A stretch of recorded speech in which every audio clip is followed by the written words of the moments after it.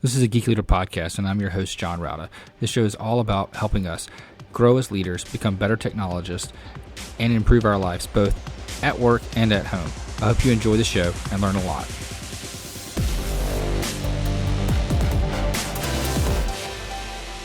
Welcome to a Geek Leader podcast. I'm your host, John Rauda. And if you could, please do me a favor and take a moment and leave a rating and review in whatever podcast player you're listening to this on, whether it's Apple Podcasts, Spotify, iHeartRadio, doesn't matter. I would greatly appreciate it. And that feedback really helps get other listeners to the show. Also, if you're not subscribed, go ahead and subscribe so you don't miss an episode. And if you feel so inclined, you can go to geekleader.com/tip and donate to the show. Thanks so much.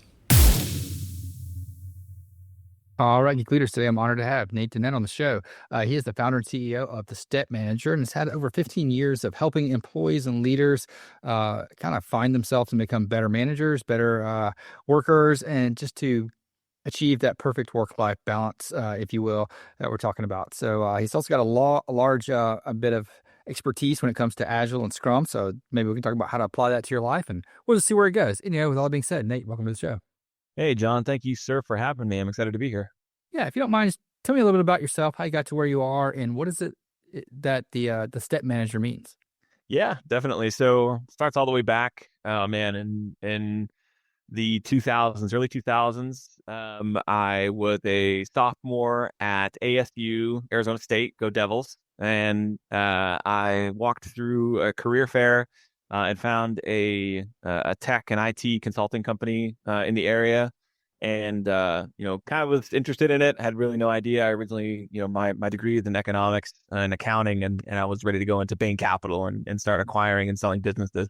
And then I met with the people there, and before I knew it, I had an internship there that quickly turned into a full-time job. So I was working full-time and going to school full-time, and I was super interested in working in software because it was a totally new world to me and something that was super awesome. And it was right when like Agile and Scrum were the new sexy things to talk about, right? So it was like transition. Everyone was talking about the dog versus cat battle of waterfall and Agile, and during that time I was working as a consultant and going to school full time and learning a whole bunch about how to work together with teams and really saw like the front end or the cutting edge of how to apply some of these new techniques at the consulting firm. And then while I was there, I was there for 4 or 5 years, and then I formed my first company that took me across the country, and I started to work on really interesting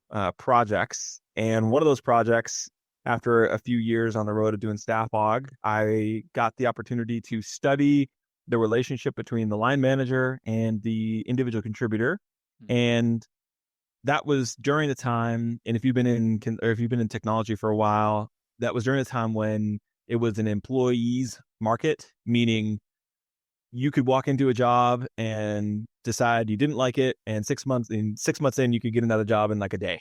There was so much recruitment, and especially if you're in technology. So if you're a software engineer, man, you were like a hot commodity, or anybody that knew anything about technology, you could walk in. The recruiters were calling you constantly. There was tons of projects coming off all over the place. And during that time, really big companies that were relatively new to managing software or software teams, like banks and insurance companies or healthcare companies that needed to have an internal staff, had a really tough time retaining talent. And so that was the project that I was brought in on, is to help to understand why that was the case. One of them, another one thing overwhelming me was that pay was totally out of the question. Pay was really bad. But as that sort of project kind of matured and went on, the end came. We were about to deliver this really big presentation of how we could improve the relationship between the line manager and the individual contributor, and how the individual contributor really needed to rely on relationships to be able to progress themselves.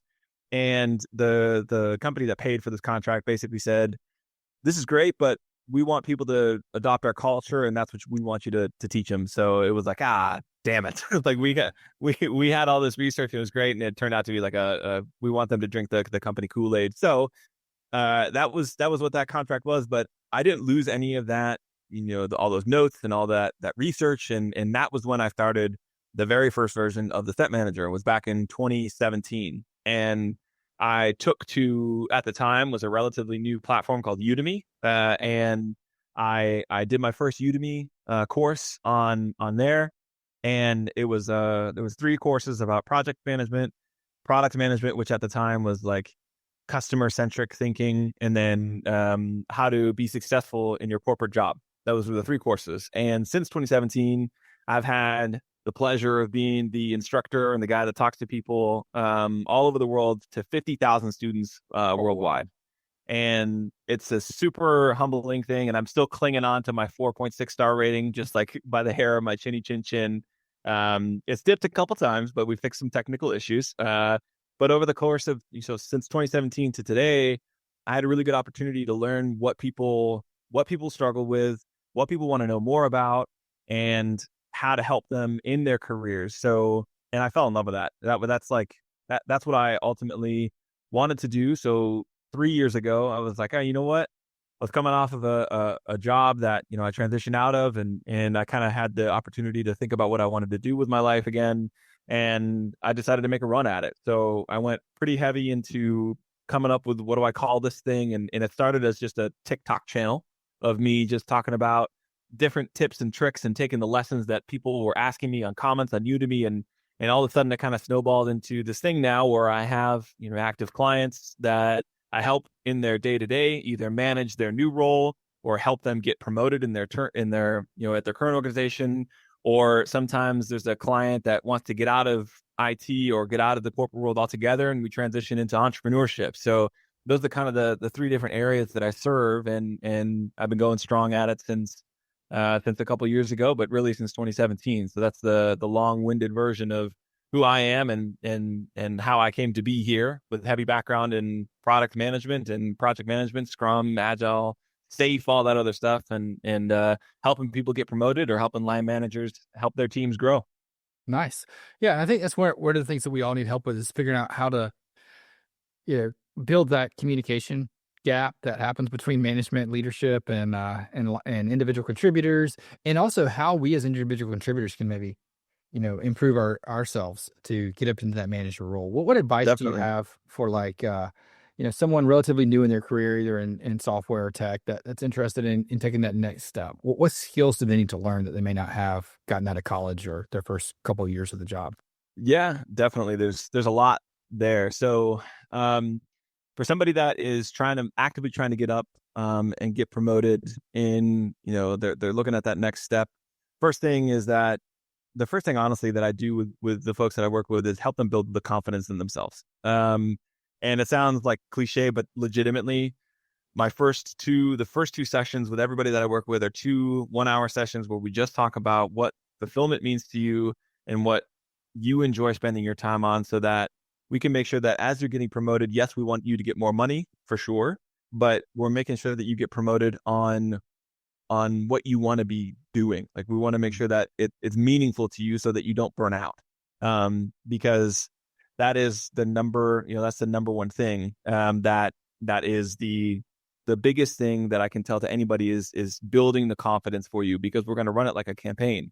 And not confidence in like, oh, I'm the best, but confidence in the fact that you are contributing at a high level and you deserve to be at the conversation and you deserve to have a chance at it. You deserve it just as much as anybody else does. And if you put the minor to medium amount of effort into it, you can definitely get up there. So outside of confidence, I would say a lot of times what will help people go from individual contributor up to the management level is that contextualized communication. And that's 70% of how I help people, get promoted. When we actually talk about like the nuts and bolts of promotions, is how can we contextualize the communication on your project updates, on the accomplishments that you've had, on the risks, issues, and blockers that you have to communicate against, so that they can be meaningful and impactful to not only your line manager, who has 70% influence over your career at any given moment in time, and or the centers of influence at your organization, so that you can appear really well, you can appear really polished and really senior, so that people are like, hey, you know what, that gal or that guy, they're a shooting star, they're a rising star, so we're gonna look at them. So that contextualized communication is really key to helping people kind of begin to make that ascent up into a leadership position or just get promoted in general. Yeah, absolutely. I think you hit on the two most important things is confidence and communication. And I love the fact that you talked about confidence first because there's so many like really good employees that I've had before that never had the confidence to take the next step, whether it's the imposter syndrome or whatever it is, it's like holding them back. Yep. Um, and yet there's also, some people have the opposite of that where they have too much confidence. And definitely they have a good manager that can kind of put them back down. Yeah. But communication is the other one because we as geeks, we tend to talk in acronyms and things that really don't matter to the business when it comes to the way we talk about it. We may be talking about optimizing some algorithm or query to run more efficient, but that doesn't you know tell your business anything.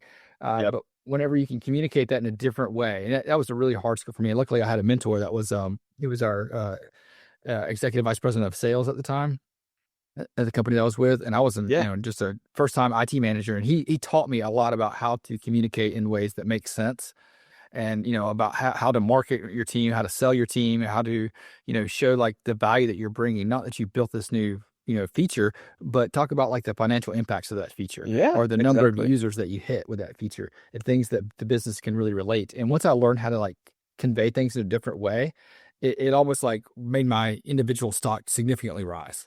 Totally.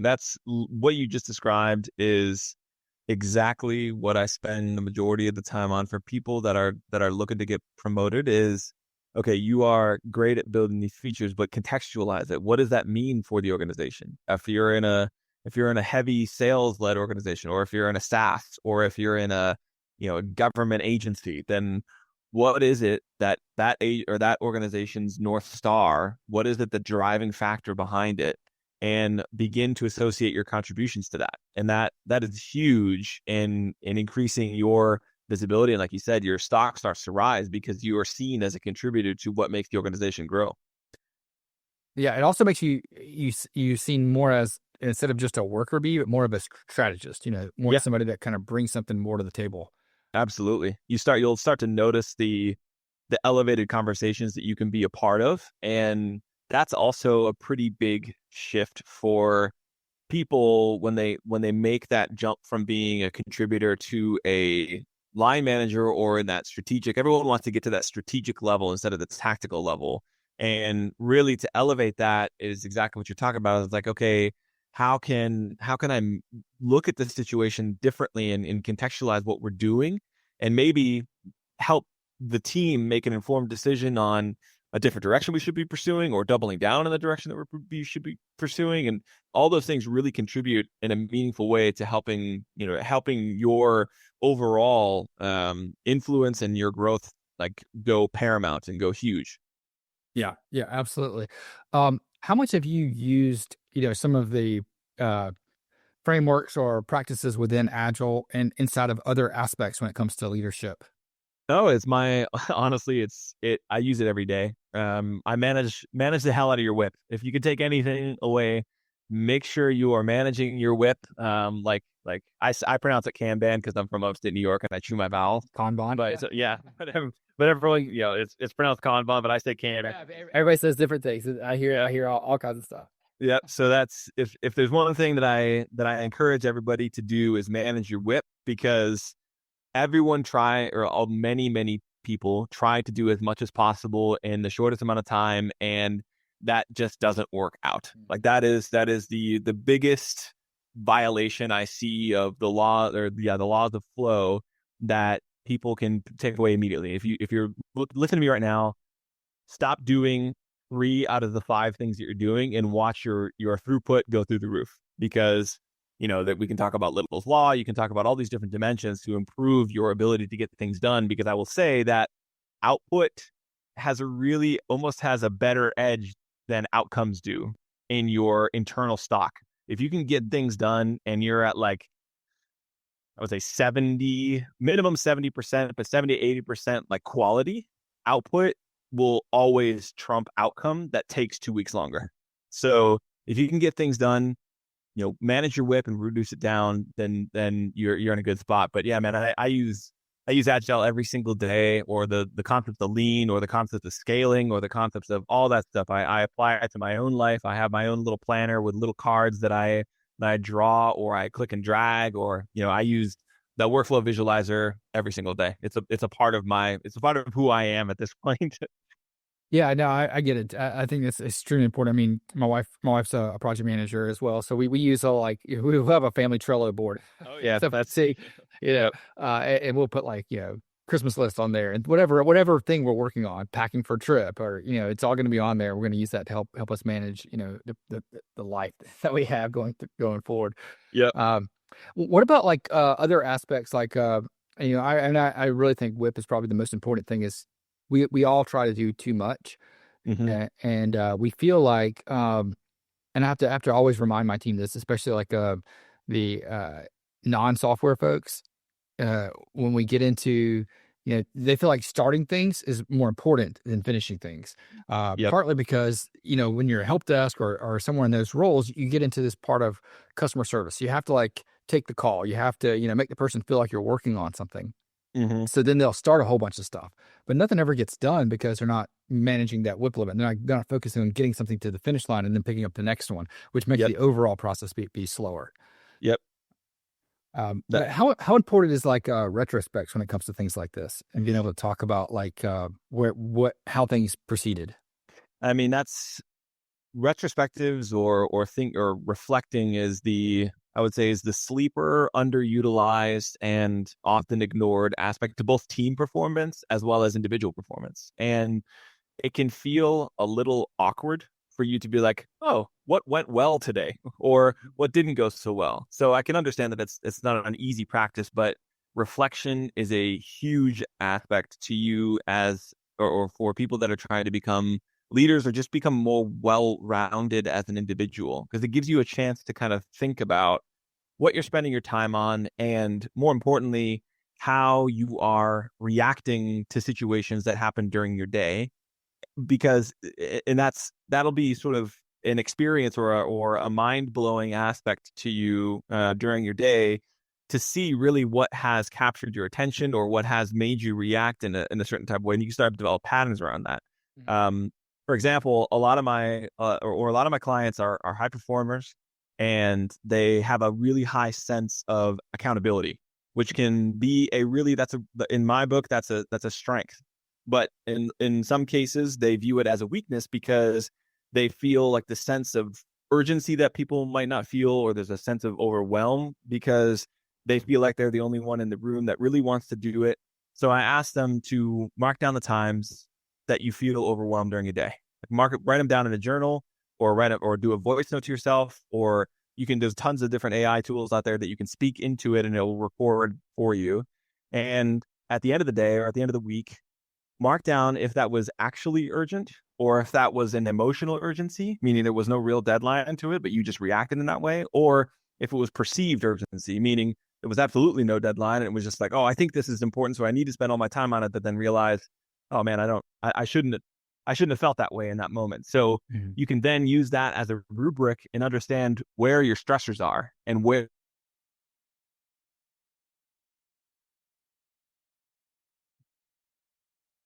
day. For example, as a product manager, I have to constantly keep a backlog of work open and going and fed and all that other stuff. And that to me was for a pattern there. I noticed it for several Mondays in a row. I just hit the week hard, man. It was like, damn, I'm dragging into the week.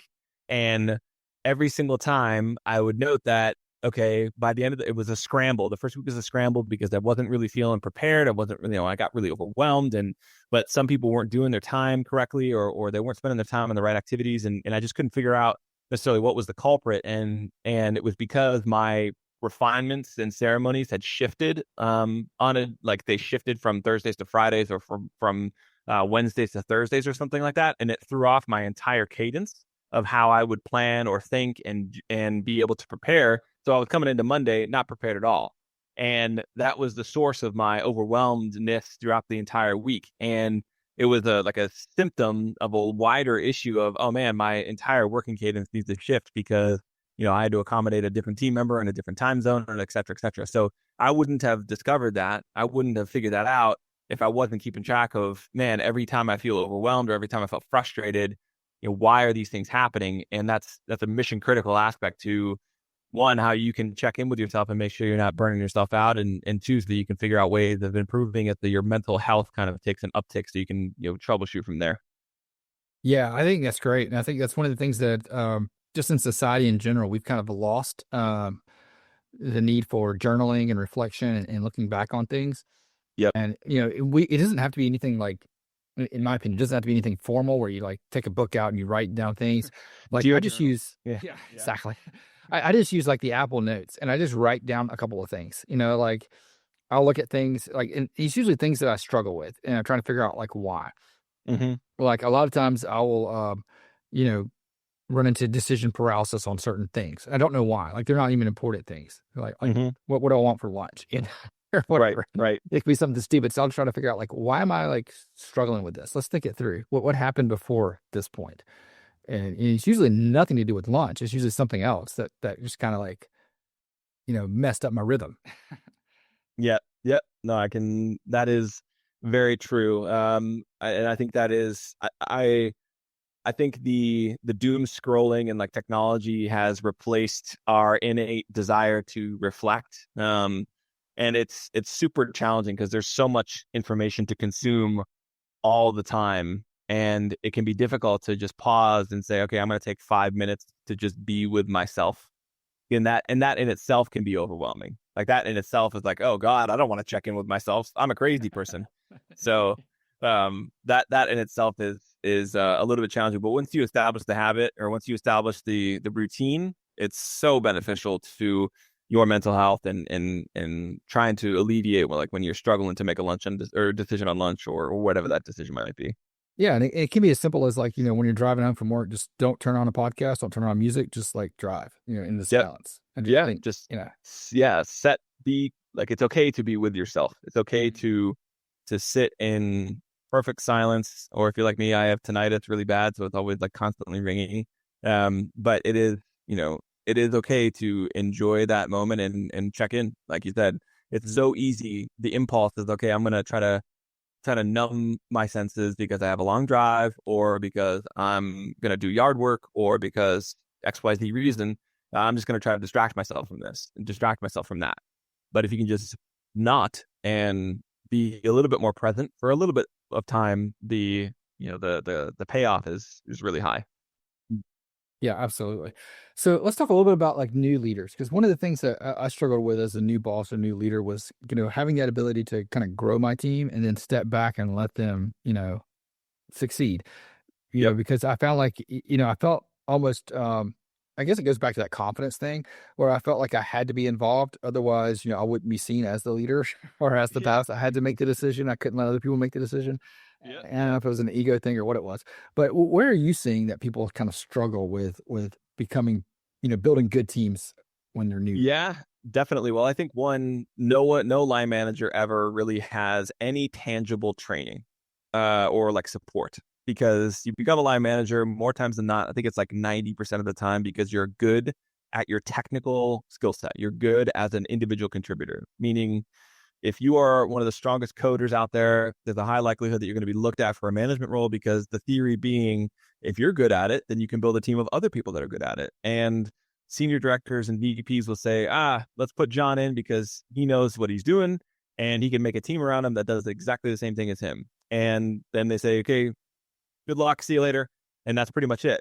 And without any real emphasis or support in place for you to be able to specifically define what are the competencies that make you good, or what are the ways that you have been running yourself, or potentially your development teams that are can be extrapolated and built out so that you can share that with others. So I find a lot of times with new managers is that they just have not gotten any support at all. So they're just trying to do better than what their line management experience was in the first place. And that's a wide spectrum of just showing up to one-on-ones, to actively trying to help people. But a lot of the times it can be difficult to let people kind of progress in their role and let people be able to take on challenges without feeling like, oh, I'm just going to do it myself because I need to make sure that they don't mess up because it reflects poorly on me. Um, and that's kind of a the one of the first cognitive disruptions I try to work with my new line managers is saying, hey, does your team, if I were to talk to just your team, do they know exactly what is expected of them from their role and from what they're doing? And more times than not, I get a lot of like, well, they have projects. I'm like, yes, projects are important. Projects are good. They are a beginning, middle, and end. And those are things that we all collectively work on. But that has nothing to do with how you approach your projects or what you're being graded on. So one of the biggest areas for new managers that I work with is actually helping them define what I call a competency framework, or some people refer to it as a career ladder. And it is all of the things that you as a manager value in your skills and your technical skills, both the soft and technical skills. And we put it into a framework from the most junior role to the most senior role. And it's kind of like an arduous activity to do, but is a tangible outcome that does many things for you. The first one is that it helps you clearly specify what your expectations are for all of the roles within the team that reports up into you. And that's good for a number of reasons, but it also kind of grounds yourself on saying, okay, this junior person, these are my expectations of them, and they're doing, they're performing at a really high level. Or this really high level person is not meeting what the expectations are for the junior most role. So we need to realign expectations. So that's the first thing of like, okay, let's figure out how we're expecting to see where things go. And because I've done so many of these now, it's really good for new managers that have like insane expectations of junior resources that are like, it's a junior data scientist. They should be able to do everything that I can do minus like maybe one or two different types of languages. And it's like, yeah, that's probably not it. The second thing it does for you is that it shores up your discussions with your team around growth, because a lot of times growth is an ambiguous sort of non-existent target that people try to hit. There's no real like, how do I go from being a consultant to a senior consultant? Or how do I go from being an engineer to an engineer 2? Or whatever that next steps are, there's no real like clarity around it. It's like, you met expectations this year, see you next year. Like there's no real concrete evidence to support that information. So once you have a competency framework, it gives you that step-by-step, okay, these are the explicit skills that I'm expecting you to be able to have and possess and demonstrate in order to be able to make it to the next level up, or the next, whatever that growth mechanism is. So it helps you with growth and scaling your team, and also tells your team that, hey, I know what the hell I'm doing and as it relates to getting you like opportunities internally in my organization. The third thing is that it helps you look really good and sharp to your superiors. Like, oh, I know John is going to manage his team well because he has this framework that he's going to use that's been blessed by HR to help them grow up. And not only is he going to help them grow and continue to have that, but he also has mechanisms for pinpointing opportunities where he might have a skill gap, or where, he might need to invest in the team a little bit more, or, whenever there's structured conversations that need to happen, if there's underperformance, any of those types of yucky things that happen during our lives as professionals, he's got a framework around it. So explicit, expectations are explicit. And just having that as a tool and as a rubric for you as a new manager is really, really beneficial for you to be able to establish yourself and saying, okay, these are the things that I prioritize and that I value. These are the ways that you can continue to grow in your organization, and these are how I'm going to measure you. So those, like, that sequential sort of step in growth takes so much off your plate in terms of anxiety. So when somebody comes to you like, hey, I want to get promoted, what do you need me to do? Okay, let's look at your competency framework, versus let's give you another project because I think this might be the answer. Like that is the really big aspect of something that you can build on as a new manager. Yeah, no, I love that. And, you're absolutely right that most new managers don't get any, formal training, and a lot of companies that even give quote formal training, it's really just like they're checking a checkbox. I'll never forget. I became a manager. It was, my first time. I'd never had a boss that gave a one-on-one. I've never been in a one-on-one before. Yep. So then I become a manager, and and we go through this generic 1 day management training, and then they talk about giving one-on-ones. I'm like, well, I don't even know how to do that. Yeah. Yep. Yep. So No, yeah, that's it's one of those things where like they just tell you, yeah, you should be having weekly one-on-ones and blah blah blah. I'm like, dude, I don't know what a one-on-one is. yeah, like, oh God, a one-on-one. Yeah, your first one-on-one as a line manager is so like the first one-on-one that I've ever had was pretty nerve-wracking, I would say, because it was like, oh God, I'm in this position where this person's looking to me for answers, and I don't have any answers for him.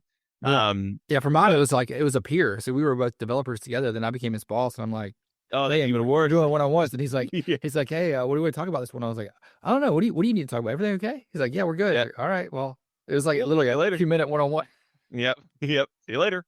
That's fantastic. Yep. And honestly, like part of the work that I help, or when I have clients that are new line managers or line managers that are looking to expand, one of the things that we have, one of the tools I have is the one-on-one rubric or one-on-one agenda. And you easy enough for you to be able to follow and consistently update so that you can take the pressure off of yourself. Like something as basic as just like, hey, start with your tactical updates, but don't consume your whole time with tactical updates. Make sure you reserve time for them to complain, talk about HR stuff, and always reserve time to talk about growth for them. And you will be better than 98% of the line managers out there. If you have those 4 agenda items, you consistently refer to it every week, week over week, or every other week, whenever you have your one-on-one, you will be in much better spot than anybody else. And just set and show up at your one-on-one, no matter how on fire your calendar becomes, because that is the sacred time for your employee to talk to you.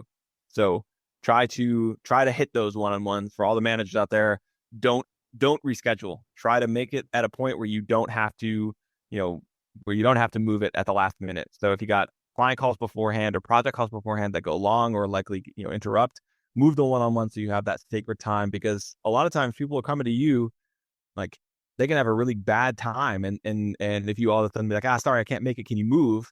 That's that's a difference between, oh, I'm going to stay here to you know what, that's the last draw I'm out.